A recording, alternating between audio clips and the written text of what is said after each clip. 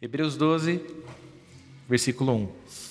Diz assim: portanto, também nós, visto que temos a rodear-nos tão grande nuvem de testemunhas, desembaraçando-nos de todo o peso e do pecado que tenazmente nos assedia, corramos com perseverança a carreira que nos está proposta. Pai, em nome de Jesus, fala conosco nessa manhã, usa a minha vida, Pai, que Tua palavra seja pregada, Deus, e que nós entendamos, Pai, que nós frutifiquemos em cima dela, em nome de Jesus. Esse versículo vem logo depois do capítulo 11 de Hebreus, que é um rol, é uma lista de heróis da fé. Ali o escritor de Hebreus vai falar de vários homens, você conhece, provavelmente muitos de vocês sabem, vai falar de Abraão, vai falar de Moisés, vai falar de Isaac, vai falar de Jacó, vai falar de Noé, e ele lista uma série de homens de Deus que são nossos referenciais, são nossos heróis, são aqueles que a gente deve olhar e deve seguir de alguma forma. E depois que ele dá esse rol de homens que foram cerrados ao meio, homens do qual o mundo não era digno, como ele diz no próprio decorrer do texto, ele vai dizer, então, portanto também nós, portanto também você, fala assim, portanto também eu, visto que temos a rodear-nos tão grande nuvens de testemunhas, ou seja, todos esses homens que morreram para que o evangelho chegasse até nós, agora eles estão assim, testemunhando, vendo a nossa vez, vendo a sua hora de fazer a sua parte. Todos esses homens, visto que temos eles como grande nuvem de testemunha, nós desembaraçando-nos de todo o peso, fala comigo, todo o peso, e do pecado, fala pecado, que tenazmente, lembra da cola tenaz? É isso aí, que tenazmente nos assedia, fica grudado na gente. Corramos com perseverança a carreira que nos está proposta. Bom, quero começar dizendo que Deus tem uma proposta para nós.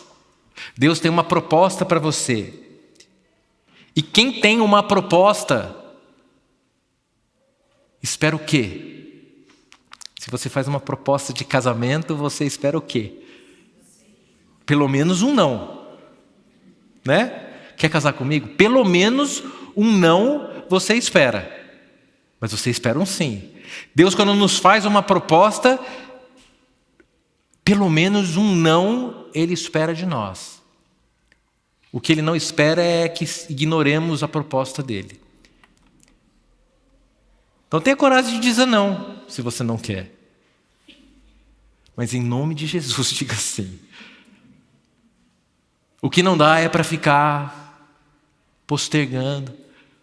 O que não dá é para você viver uma vida, isso nem estava na minha pregação, mas eu sinto de falar. O que não dá é para negociar com Deus. Deus não é negociante.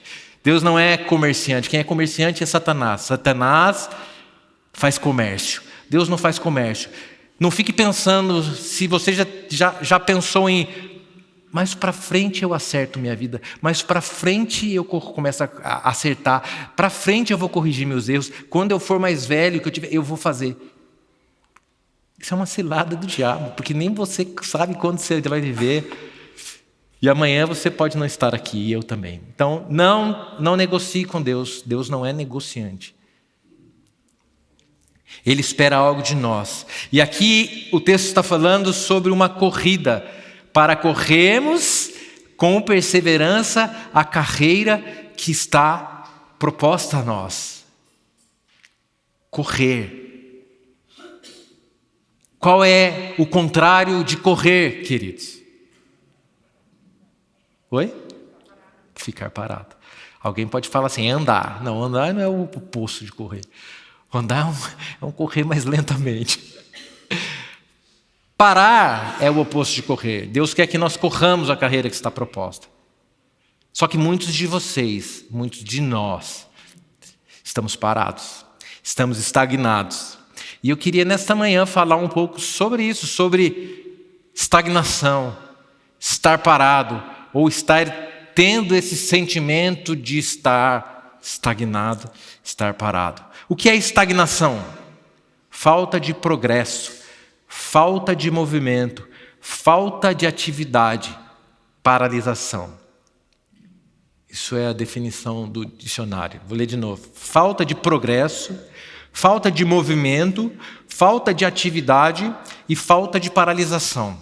E aí, quando nós lemos um texto, a gente tem uma tendência a pegar uma Bíblia e ligar uma chave em nós e falar assim, bom, agora eu vou ativar meu modo cristão, meu modo religioso e vou ler a Bíblia como um cristão. Então, quando ele está falando de carreira proposta, ele provavelmente esteja falando de ministério. Não. Esqueça isso. Por favor, esqueça. Eu acho tão chique quando a pessoa cita autores. Eu vou fazer. Charles Spurgeon. Charles Spurgeon é um conhecido pregador chamado Príncipe dos Pregadores. Ele tem uma frase que eu carrego para mim. Ele fala assim: para um homem de Deus, para uma mulher de Deus, nada é secular. Tudo é sagrado. O que é secular? Para alguns talvez seja estranho. Secular é tudo que é do mundo. Tudo que... Então, por exemplo, antes de você ser pastor tempo integral, qual era o seu trabalho secular? Eu trabalhava numa empresa de tecnologia.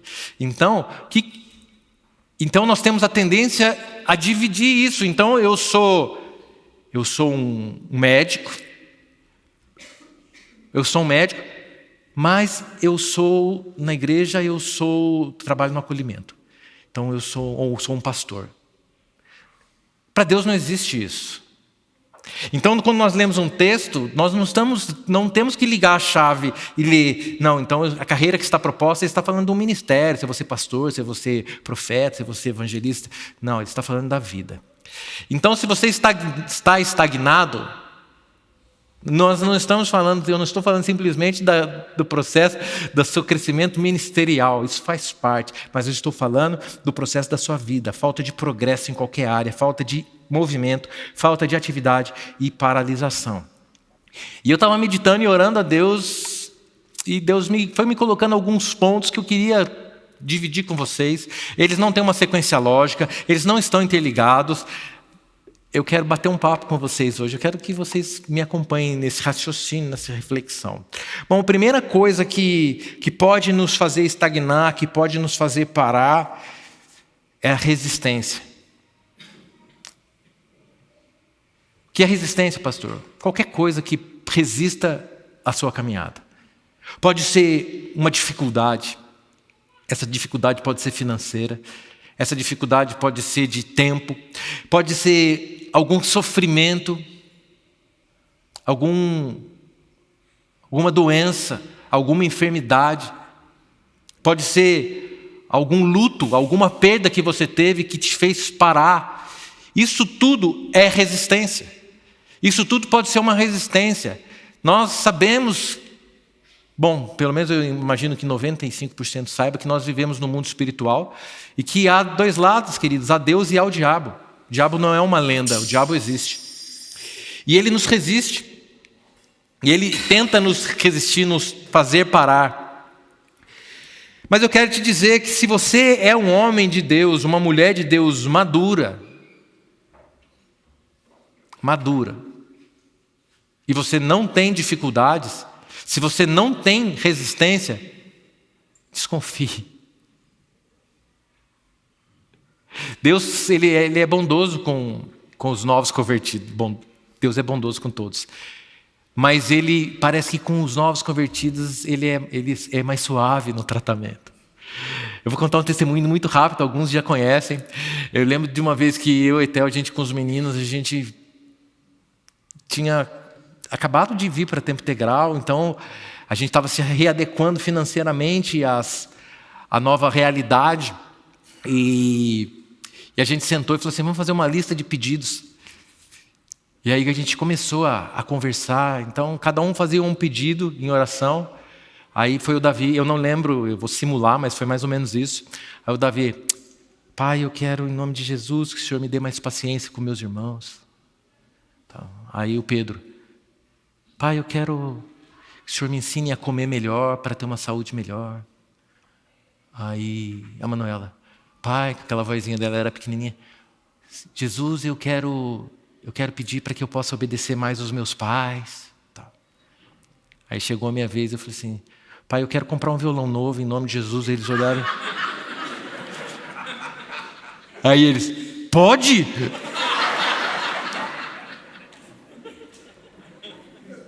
E aí imagina como seguiu a sequência da oração, né, irmão? Eu sei que nessa lista eles pediram, o Davi pediu na época um PS4. Eles pediram para andar de avião, que eles nunca tinham andado, para viajar para algum lugar de avião, e eles pediram bicicletas novas. E a gente não tinha condição de dar nenhuma das três coisas, irmão. Definitivamente. Resumo foi que... vou resumir bastante, tá? Senão vai demorar. Resumo foi que um dia, num GR, a gente tinha o GR em casa, chegou um casal muito amado nosso, com um saquinho de supermercado, meia hora antes, falou assim, pastor, a gente até assustou, foi meia hora antes, nossa, normalmente eles chegam na hora, mora aqui do lado, a gente precisa falar com vocês, a gente está mudando e o Senhor me incomodou, eu preciso dar isso aqui para você, um saquinho de supermercado, irmão. Aí eu abri o saquinho de supermercado, um PS4, novo, com 2 controles, com um monte de jogo. Eu falei, não é possível. Eu chamei o Davi, aí vieram, enfim. Passou, nem sei, algumas semanas, algum tempinho, uma irmã da igreja chega pra gente também, pastor, eu estou sentindo que vocês estão tão cansados, vocês precisam tirar férias. Eu falei, é verdade, irmão, estamos cansados, tá, precisa tirar férias. Então, eu quero que vocês possam ir para um lugar tal, um resort assim, assado, e eu quero dar isso para vocês. Eu falei, não, irmã, mas não faz sentido. Não, o Senhor já falou comigo, vocês vão. Não, e a gente, aquela coisa, não, por favor, não, vocês vão. Isso era tipo setembro. Aí, então tá bom, então a gente vai em março, que começo é mais tranquilo, né, mais barato. Não, vocês vão em dezembro. Não, mas dezembro é muito caro. Não, vocês vão em dezembro, Deus já falou comigo. Aí eu falei, tá bom, mas daqui de lá é quanto tempo de carro? Que carro? Vocês vão de avião. Eu falei, não, mas é caro. Vocês vão de avião. Os meus filhos andaram de avião. Eu vou andar de avião. Depois põe um hashtag lá na Paula Valadar. E aí faltava a bicicleta, né? Aí a prima da Manuela deu uma bicicleta para ela, a minha sogra deu uma bicicleta para o Davi, e o Davi, que tinha uma bicicleta, deu para o Pedro, e todo mundo ganhou a bicicleta. Mas estou contando essa história para quê? Para dizer que quando você é novo na fé, Deus faz essas coisas. Davi, quantas vezes você recebeu assim tão rápido uma coisa que você pediu depois disso? Dificilmente, né? Por quê? Porque quando você vai crescendo na fé, Deus não está muito preocupado no que você vai receber, mas em como você vai receber. E de que maneira você vai esperar esse milagre, de que maneira você vai suportar essa espera. Deus está preocupado com o processo. Então, assim, a resistência, queridos, ela faz parte. Olha só, quem está com a Bíblia aberta em Hebreus 12:1, caminha um pouquinho lá para o versículo 7. Diz assim, suportem as dificuldades, recebendo-as como disciplina.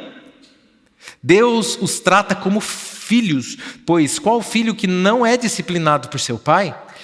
A versão da Bíblia Viva, que é uma versão que eu gosto muito, diz assim, permitam que Deus eduque vocês, pois Ele está fazendo o que qualquer pai amoroso faz com seus filhos. Pois quem já ouviu falar de um filho que nunca foi corrigido? Então, Deus mesmo está falando que as dificuldades, a resistência, tudo isso é forma de educação do Pai para nós. Deus usa as dificuldades, as resistências dessa vida para nos educar. E Hebreus 12, um pouquinho mais para frente, no versículo 11, diz, nenhuma disciplina parece ser motivo de alegria no momento, mas sim de tristeza. Mais tarde, porém, produz fruto de justiça e paz para aqueles que por ela foram exercitados. O que eu tiro daqui? Queridos, toda correção, toda resistência, toda dificuldade, toda enfermidade, não é para o nosso mal. Não é.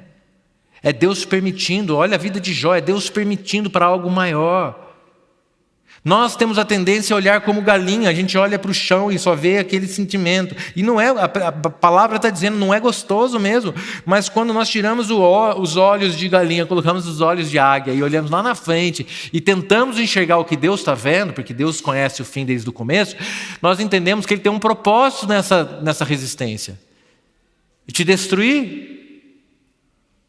Responde para você mesmo. Deus quer te destruir. Deus quer fazer pirraça com você. Não faz sentido um Deus que mandou o seu filho morrer por você fazer pirraça. Ele quer te ensinar. Então, irmãos, a resistência vem e não espere facilidade nessa vida, porque Jesus nos prometeu que teríamos aflições. É promessa dele. No mundo tereis aflições, mas tem de bom ânimo. Eu venci o mundo. Então, levanta teus olhos. Guerreia contra Satanás. Eu estou falando de resistência, mas a palavra nos diz: resista a Satanás, e ele fugirá de vós. Então, quando há muita facilidade nas nossas vidas, há pouco processo de aprendizado. É ou não é? Vamos lá. Quando foi que você mais aprendeu na sua vida? Não foi nos processos difíceis? Não foi quando acontece alguma coisa ruim que você aprende algo valioso de Deus? Pois é, Deus ama o processo. Deus ama o processo. Vocês estão cansados de ouvir gente falar isso. E o que é o processo?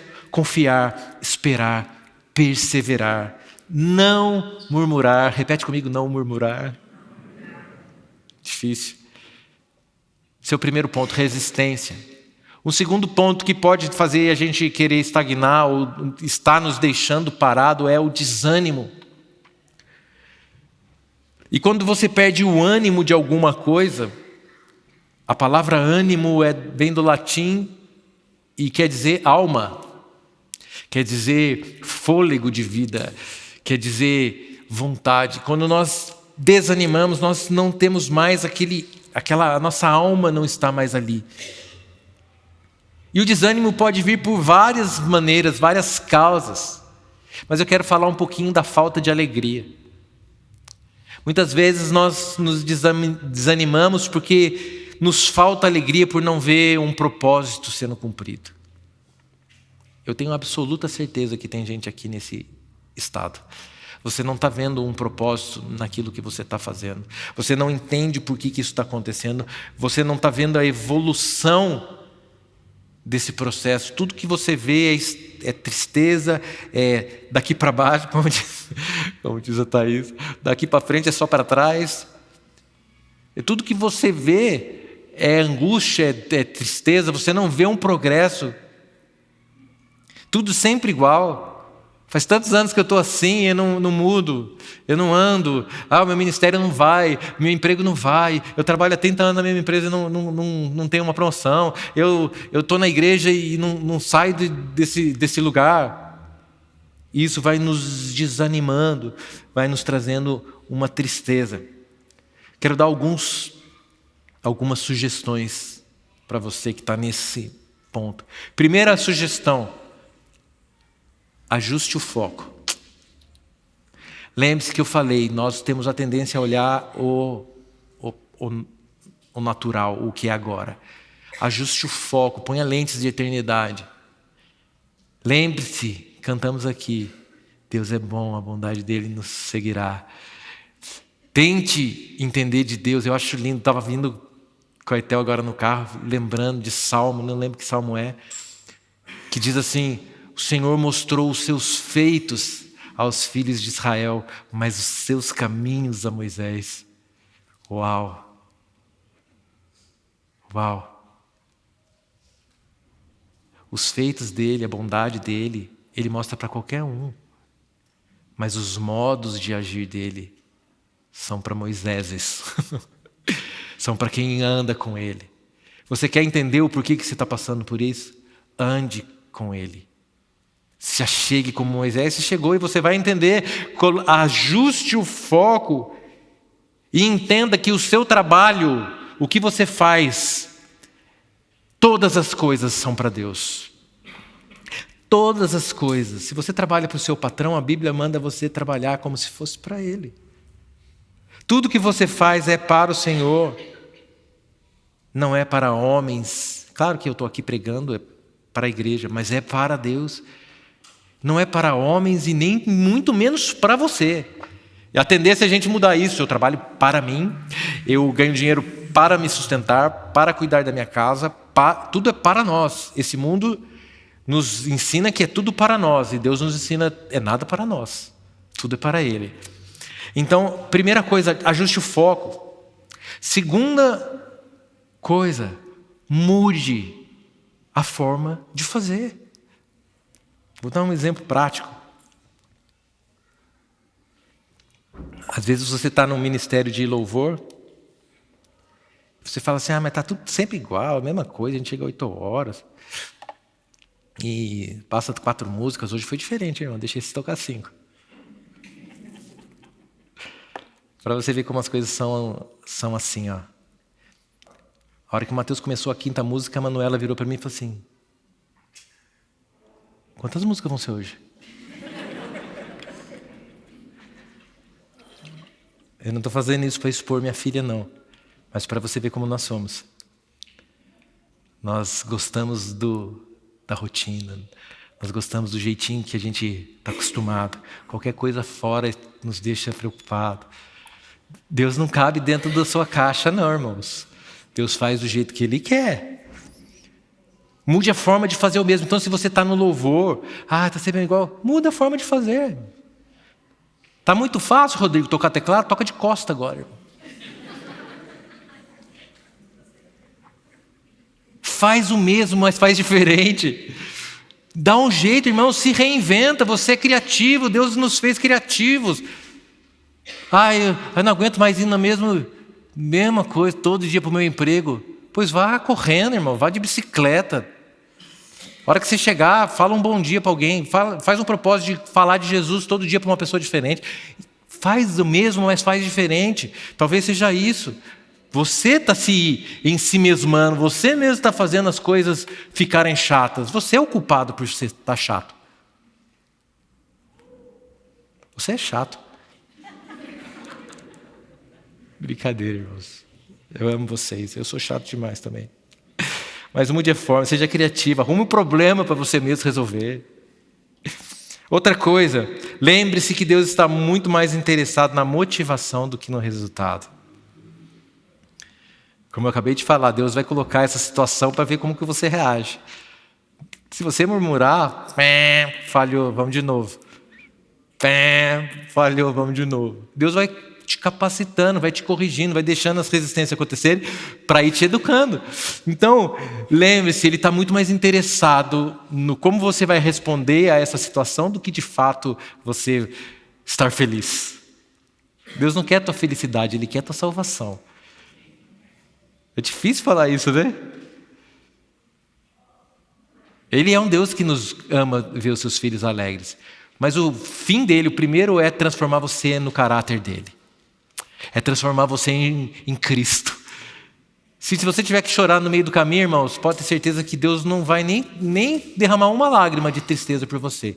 Se você no processo estiver parecendo com Cristo, Ele vai estar satisfeito. Última desse ponto, tá? Não fica feliz, não. Lembre-se. Se não funcionar nada disso, irmãos, que eu estou falando, aí você lembra das outras pessoas. Lembra daquele cara que limpa a jaula do elefante no zoológico. Pensa no cara que tem que se vestir de Homem-Aranha numa festa de infantil, no sol, e ficar dançando, irmãos.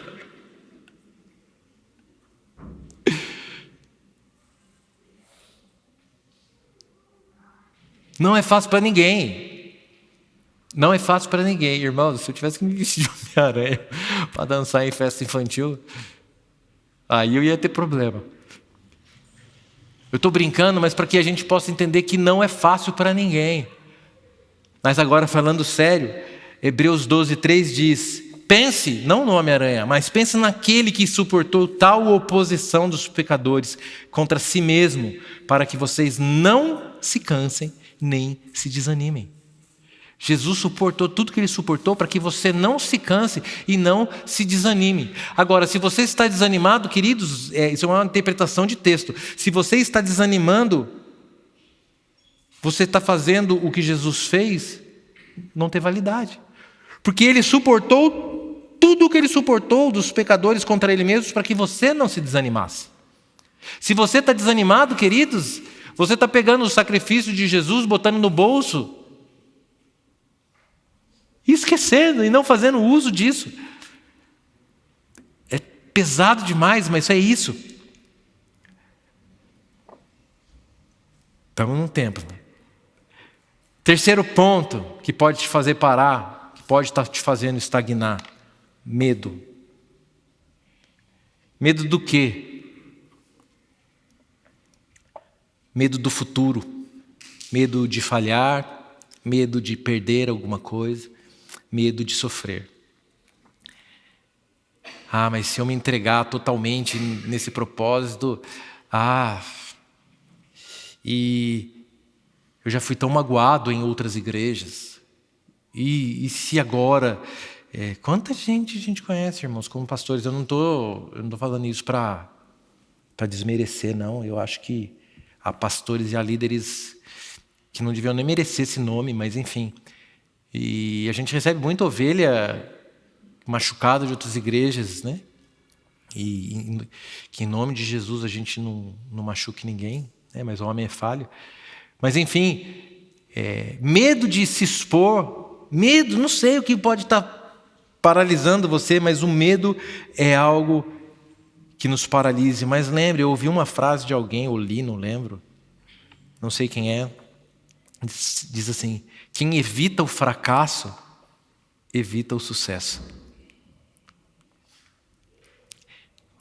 Pensa, quem evita o fracasso, evita o sucesso. Se você não faz, você não vai nem ter que fracassar e nem ter sucesso.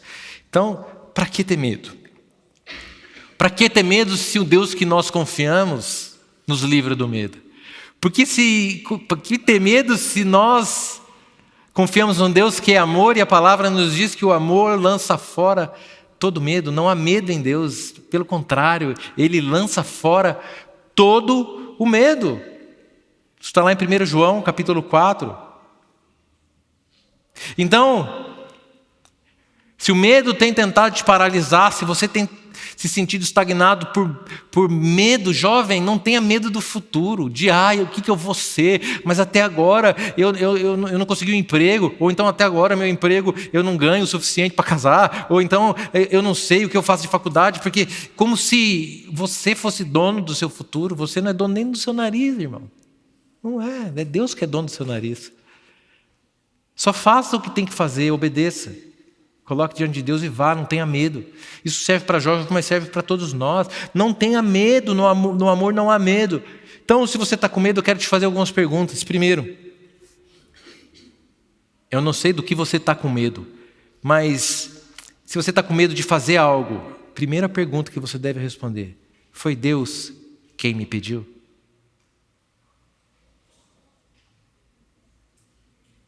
Se você não tem essa resposta, vai perguntar para Ele. Porque Deus nem sempre fala. Eu sei que os pastores dizem: Deus falou comigo. E aí tem gente que fala assim: nossa, como assim Deus falou comigo? Deus vai colocando alguns sentimentos, mas se você não tem certeza, vá diante do Senhor. Vá procurar um líder. Você está sentindo de morar na Indonésia, irmão, para pregar o Evangelho. Mas você não tem certeza. Você vai comprar passagem amanhã para ir? Não. Vai orar. Fala com seu líder. Vai ouvir o que ele pensa.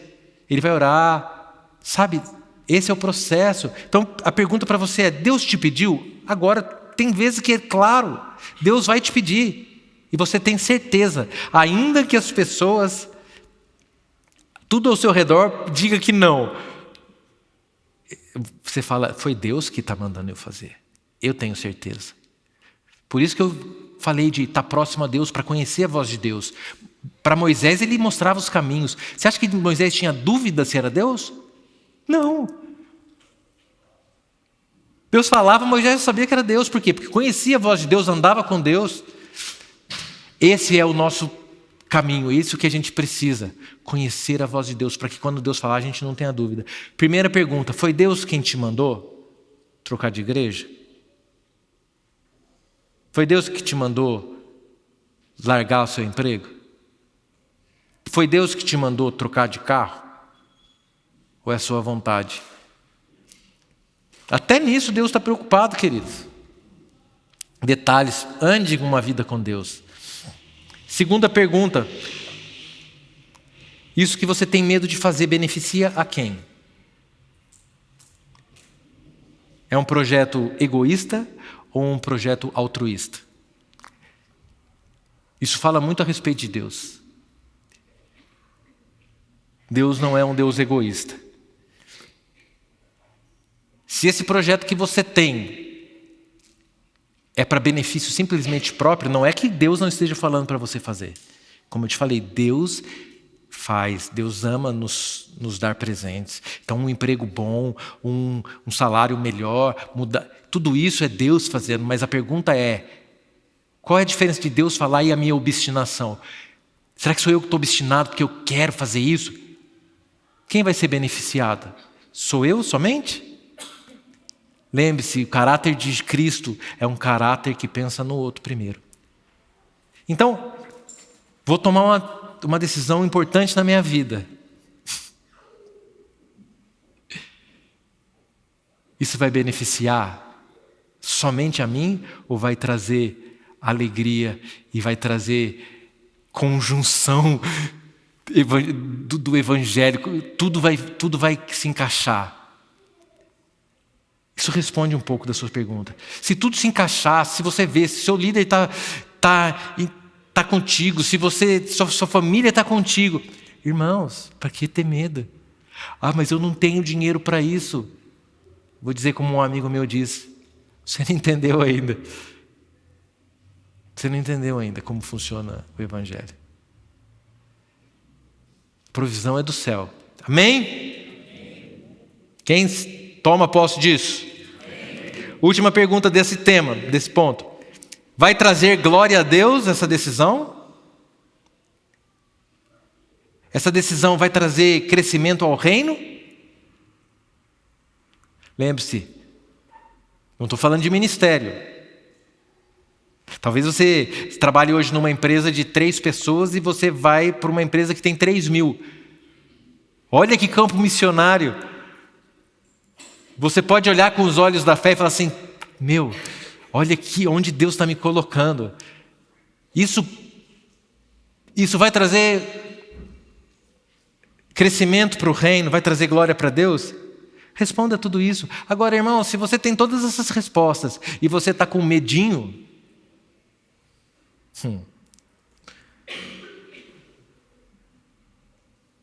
não cabe medo. Não cabe medo para um cristão maduro. Não cabe medo. Eu sinto que não sou eu que estou falando isso. Não cabe medo. O medo não pode segurar uma igreja. Não pode. O medo de falhar não pode. Você não foi feito para ter medo de falhar. Seu medo foi pregado na cruz, cravado com Jesus.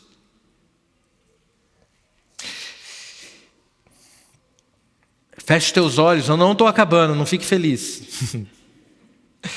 A fé nos capacita, o amor lança fora todo medo, mas a fé nos capacita a dar passos de fé. Claro, a fé nos capacita a dar passos de fé, mas a fé nos capacita a vencer esse medo. Então eu vou ler rapidamente, feche teus olhos. Não pense que é o pastor Fabiano que está lendo aqui, mas ouça a palavra de Deus. Sejam fortes e corajosos, não tenham medo, nem fiquem apavorados por causa deles, pois o Senhor, o seu Deus, vai com vocês, nunca os deixará, nunca os abandonará. Deuteronômio 31:6, Josué 1:9. Não fui eu que te ordenei? Seja forte e corajoso, não se apavore nem desanime, pois o Senhor, o seu Deus, estará com você por onde for. Filipenses 4:13, tudo posso naquele que me fortalece. Salmos 27:14, espere no Senhor, seja forte, coragem, espere no Senhor. Isaías 43:5, não tenha medo, pois eu estou com você. Do Oriente trarei seus filhos e do Ocidente ajuntarei. 1 Crônicas 28:20, e acrescentou: seja forte e corajoso, mãos ao trabalho, não tenha medo nem desanime, pois Deus, o Senhor, o meu Deus, está com você. Ele não o deixará, nem o abandonará, até que se termine toda a construção do templo do Senhor. Salmo 27:1. O Senhor é a minha luz e a minha salvação, de quem terei medo? O Senhor é o meu forte refúgio, a quem temerei? Salmos 56:3. Mas eu, quando estiver com medo, confiarei em ti, em Deus, cuja palavra eu louvo, em Deus eu confio e não temerei, que pode fazer-me um simples mortal. E o último, Isaías 41:10. Por isso não tema, pois eu estou com você. Não tenha medo, pois eu sou o seu Deus. Eu o fortalecerei e o ajudarei. Eu o segurarei com a minha mão direita vitoriosa. Rapaz, se depois disso você não tomar um passo de fé, vou te convidar a converter de novo, irmãos. Esse é o nosso Deus. Fecha o olho e vai. Só vai, né? Como diz os jovens. Só vai, debaixo da palavra de Deus, mas só vai. Último ponto, e agora, eu acho que eu vou acabar, não vou demorar muito. Que pode nos parar, e para mim é a pior deles. Porque tudo isso que a gente falou até agora, a gente entende. Agora existe uma coisa que pode nos parar, nos deixar estagnado, que é a comodidade. Vou ler o significado de comodidade no dicionário. Comodidade é o comportamento de quem é egoísta, estando sua satisfação acima de tudo. Caráter de quem evita assumir responsabilidades ou de quem se afasta de dificuldades. Caráter de quem evita assumir responsabilidades ou de quem se afasta de dificuldades. Já ouviram falar da famosa zona de conforto, irmãos? É isso. Deus não suporta pessoas que ficam paradinhas na sua zona de conforto. Porque eu te pergunto, conforto para quem? Essa zona de conforto é confortável para quem? Só para nós. É só para quem está nela. Porque enquanto você está confortável, lembre-se que tem alguém trabalhando por você. Fala, Deus. Nessa hora que alguém fala assim, fala, Deus. Irmão, se você tem um dom que você está sentado aí, um dom de ensinar, pense que enquanto você não põe o seu dom à disposição para ensinar, alguém tem que vir mais um dia na escala para fazer. Se você tem um dom de tocar um instrumento e não faz, porque está confortável não vir no domingo 8 horas da manhã, lembre-se que o pastor Fabiano teve que aprender teclado para tocar. E eu não tenho problema com isso, eu amo estar aqui. Mas a zona de conforto só é confortável para aquele que está nela. Então não, irmãos, não fique confortável. Deus não quer que você fique confortável. Enquanto você está parado, tem alguém trabalhando em algo que você deveria. E Deus é um Deus trabalhador. Deus descansa. Mas Deus descansou, pastor, verdade. Descanso é benéfico. Todos nós precisamos descansar. Mas Ele trabalhou 6 dias, descansou e depois Ele continuou trabalhando, irmãos. E Ele continua trabalhando por aqueles que nele esperam. Deus trabalha, Cristo trabalha e nós precisamos trabalhar. Não evite dificuldade, é o que diz aqui. Comodidade é o cara que evita dificuldade. Assuma a responsabilidade. Deus é trabalhador e nós precisamos ser. E para finalizar, eu vou lembrar de um texto, talvez seja o livro que eu mais gosto do Antigo Testamento, eu já preguei algumas vezes sobre ele, que é o livro de Esther. Esther foi uma rainha, queridos. E Esther, na verdade, ela era judia e ela era uma escrava exilada.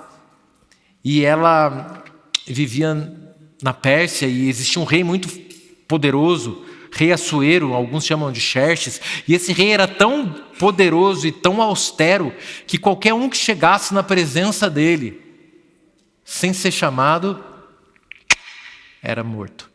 E todo mundo sabia isso, inclusive a sua esposa. Qualquer um que chegasse na presença dele, sem ser chamado, morria. E aí acontece, depois, por favor, leia o livro de Esther.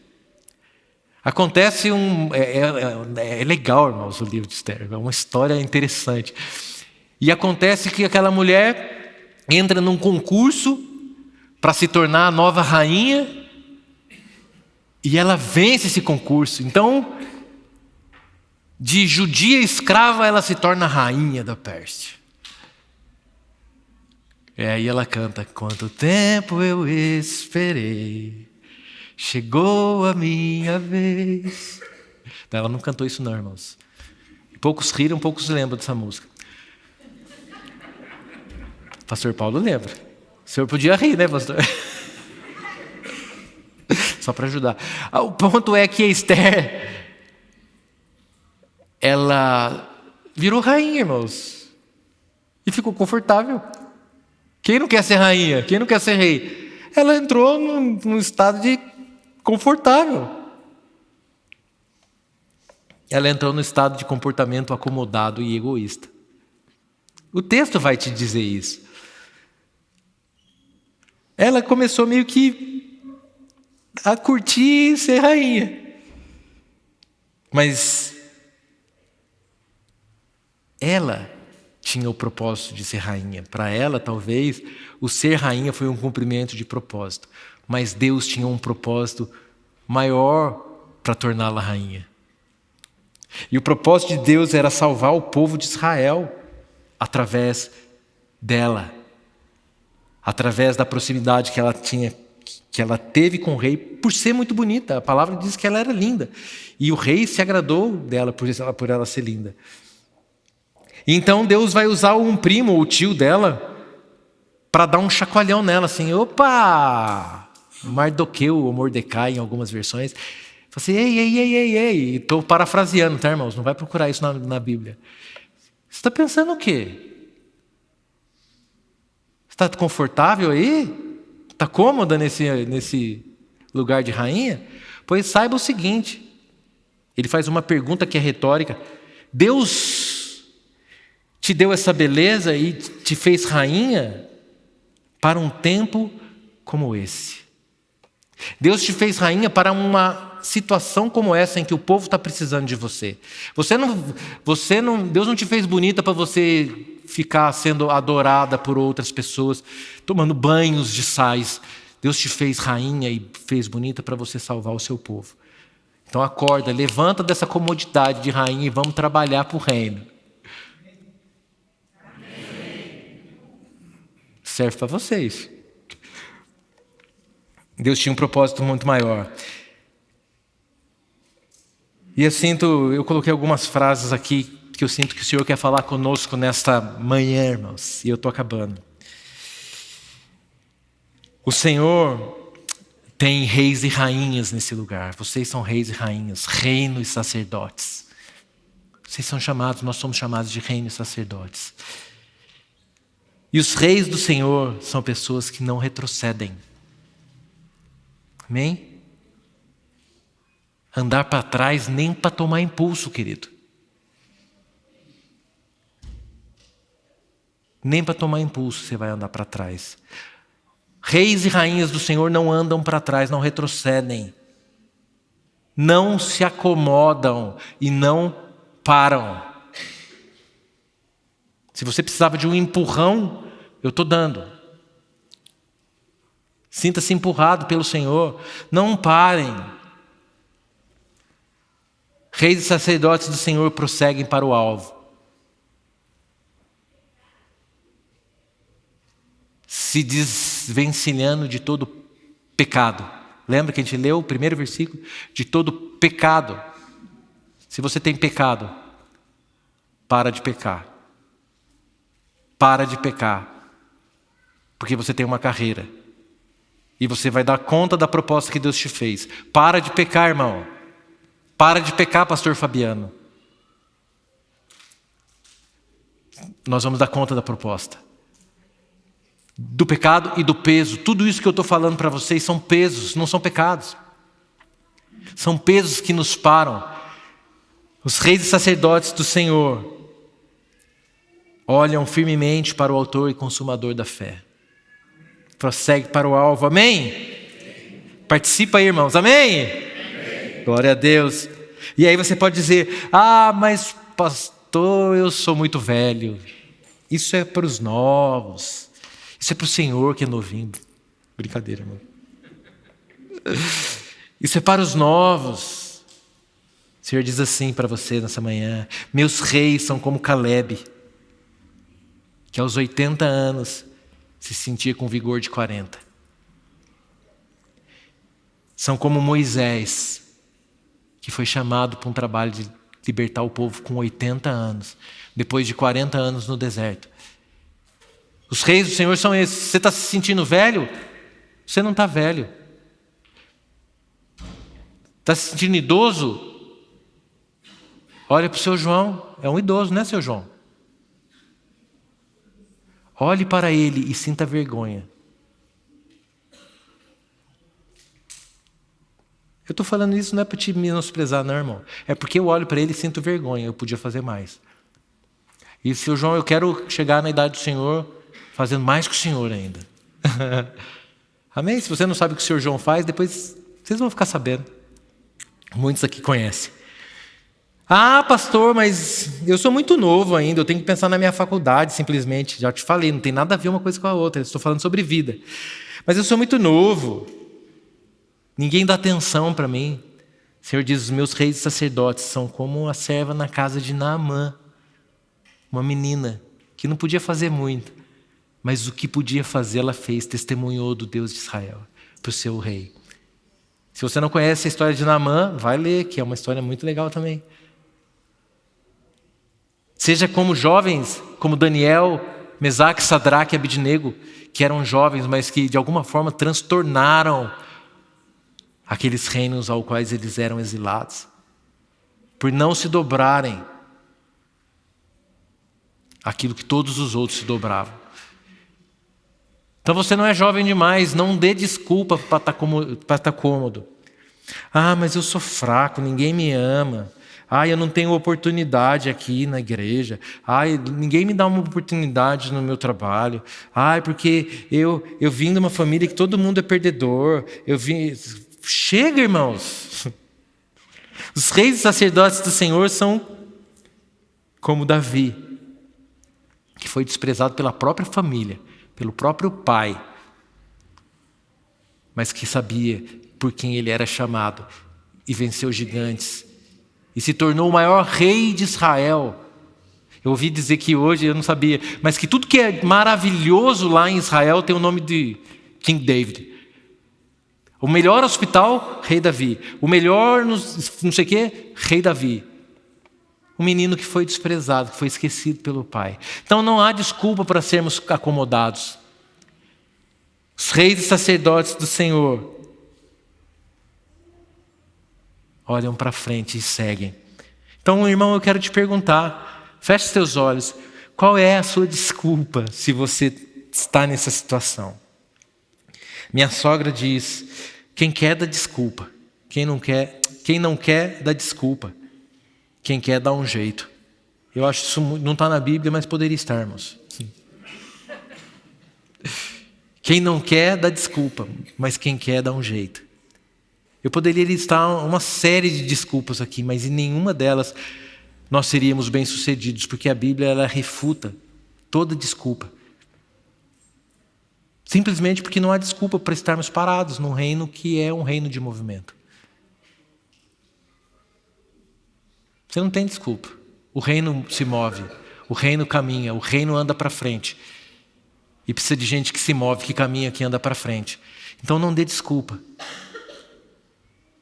E nessa história de Esther, o tio dela, como eu falei, virou e falou assim, quem sabe não foi para ocasião como esta?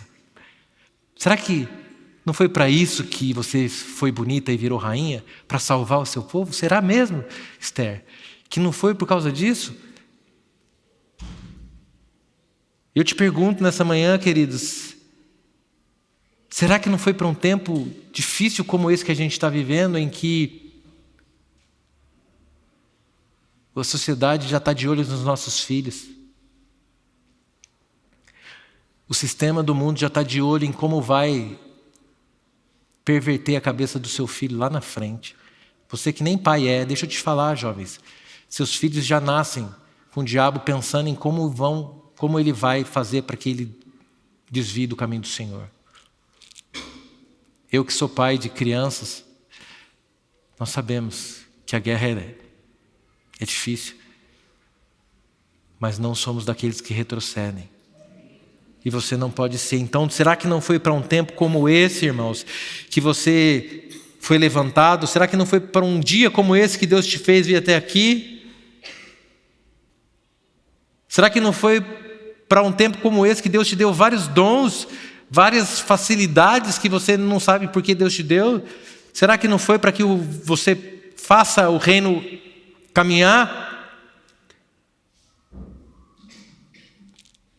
Será que não foi para um tempo como esse que eu te dei profecias, diz o Senhor para vocês nessa manhã? Será que não foi para um tempo como esse que eu derramei sobre vocês promessas individuais através dos meus profetas? Eu sinto o Senhor perguntando nessa manhã: o que você vai fazer com essas promessas? Vai enfiá-las no bolso e lá no último dia tirar e entregar para mim? Ou vai tomar uma atitude?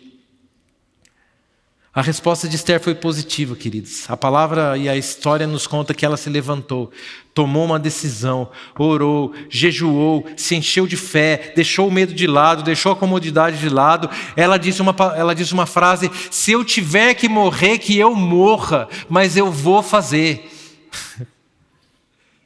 E foi lá e fez o que tinha que ser feito. Falou com o rei sem ser chamada, e ela teve o favor do rei, e o povo foi salvo. Fica de pé, queridos. Por favor, eu não quero me estender, mas eu quero te conclamar, eu quero te dar a oportunidade de assumir a responsabilidade, de não se esquivar, de não perder a oportunidade de falar assim: eis-me aqui, Senhor. Eu quero deixar toda a estagnação de lado, todo o medo, toda a angústia, tudo aquilo que tem me prendido, toda a algema fictícia que eu tenho colocado na minha mente de que eu não posso, que eu não tenho como, que ninguém me ama. Tudo isso eu quero deixar de lado. Se você quer que o Senhor te impulsione, que o Senhor te catapulte para o propósito que você tem, queridos, eu quero te conclamar, tenha um pouquinho mais de paciência, por favor. Se você precisar ir embora, pode ir embora, mas eu quero chamar à frente aqueles que têm coragem de assumir esse risco, de falar assim: Senhor, eu quero dar um passo de fé. Não que vai ser fácil, irmãos, mas Deus honra a fé, amém? Se você puder tocar alguma coisa, Rodrigo, você pode vir aqui, eu vou fazer uma oração rápida, mas eu quero que você tome um passo de fé. Sai do teu lugar em nome de Jesus, se você quer ser impulsionado pelo Senhor para o alvo. Enquanto você vem, eu quero te dar alguns vislumbres daquilo que Deus está fazendo. Queridos, essa igreja vai crescer. Essa igreja vai crescer numericamente, não para a glória do pastor Marcelo, não para a glória do pastor Fabiano, não para a glória dos líderes e não para a sua glória, mas para a glória de Deus. E nós vamos precisar de um exército arregimentado, capacitado, treinado, ou um exército, como diz, com a faca, com a espada nos dentes, sabendo com quem está guerreando e sabendo o porquê está guerreando. Queridos, então eu quero primeiro me alegrar com aqueles que estão dispostos. Vocês que vieram aqui na frente, eu creio que vocês estão entendendo que foi para um tempo como esse que você foi chamado. Você não nasceu há 50 anos atrás, porque o mundo não precisava de você há 50 anos atrás. O mundo precisa de você hoje. E quando eu falo o mundo, eu estou falando do propósito de Deus. O Senhor dos exércitos, nosso Deus, não precisava de você na época de Davi. O Senhor não precisava da sua vida na época de Moisés. Naquela época ele levantou os dele, mas ele está levantando um exército que são vocês, porque ele precisa de vocês hoje, porque ele quer fazer algo grande através da Igreja Cristã Bíblica. Põe em suas mãos assim, como quem vai receber um presente. Nós não vamos orar por cada um de vocês. Eu vou fazer uma oração, mas eu quero que você ative agora a fé. Começa a receber do Senhor. Desde o momento do louvor, o Senhor está aqui. E Ele está com vontade de entregar. E eu vejo o Senhor entregando armaduras, espadas, escudos, lanças. Pai, nós somos um exército do Senhor. Deus, Nós te amamos, Senhor, nós sabemos a quem nós temos servido e nós queremos ir para frente.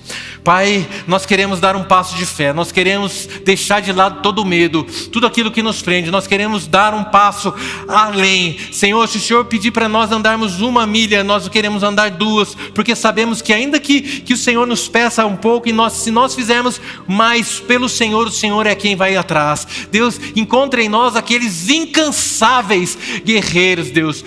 Senhor, que o Senhor possa olhar e falar assim: esse é incansável. Deus, que sejamos Moisés, que entrava na tenda, Deus, da congregação para falar com o Senhor. Pai, que nós sejamos como Davi, que consultava o Senhor para cada batalha. Deus, nós queremos ser usados em nome de Jesus. Senhor, eu quero orar por cada um que está aqui, toda armadilha, toda cilada, toda cadeia mental, todo sofisma que tem prendido essas vidas, nós repreendemos agora em nome de Jesus. Como igreja nós oramos: Satanás, tira agora em nome de Jesus toda amarra, toda prisão das mentes dos nossos irmãos. Em nome de Jesus, você não tem parte com essa igreja e você não tem vitória sobre a vida deles. Em nome de Jesus, anjos do Senhor estão neste lugar, queridos. Pai, em nome de Jesus, capacita com dons, dons de cura, dons de interpretação de línguas, Deus, dons para a edificação da sua igreja. E nos dá um coração igual ao seu, Deus. Em nome de Jesus, que nesse caminho nós sejamos mais parecidos contigo. Agora abre seus olhos, vocês estão aqui na frente, olhe para mim. Vocês estão aí atrás também, irmãos. Vocês estão prontos? De verdade? Eu vou fazer uma pergunta, ela não é retórica, ela depende de uma pergunta. Eu vou fazer uma pergunta que quer uma resposta. Você está pronto para largar o que é precioso para você?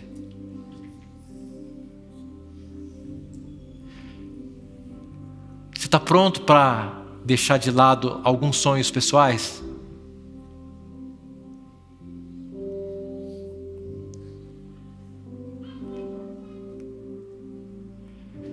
Você está pronto para eu te falar que você não vai viver aquilo que você sonhava? Nunca. Está pronto para ouvir isso, irmãos? Sabe aquele sonho que você carrega? Você está pronto para eu falar assim: você não vai viver isso. Deus não te prometeu que você vai viver isso, a não ser que Deus tenha prometido. Mas você está disposto a entregar esse sonho de viver algo que você sempre sonhou para viver algo que Deus tem para você? Esse é o coração, irmãos. Se você não está pronto, vai botar o seu joelho no chão e vai orar e falar assim: eu entrego os meus sonhos. Oliver, você está pronto para entregar os seus sonhos? Ou você quer agarrar os seus sonhos? Você tem sonhos desde criança. Você está pronto para deixar de lado os seus sonhos? Para cumprir o que Ele tem para você?